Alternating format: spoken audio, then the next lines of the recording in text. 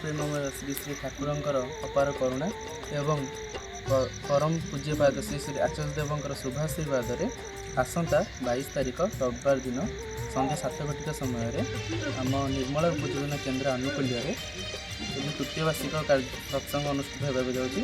तेणु विनीत अनुरोध आपण समस्ते सपरिवार सबांधव यही सत्संग योगदान करेंगे एवं श्री श्री ठाकुरंकर अपार करुणा लाभ करेंगे।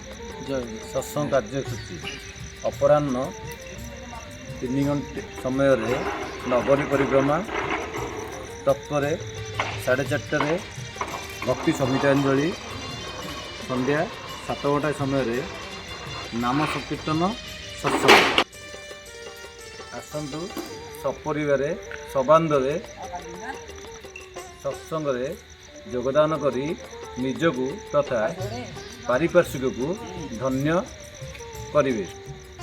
वंदे पुरुषोत्तम। जय गुरु।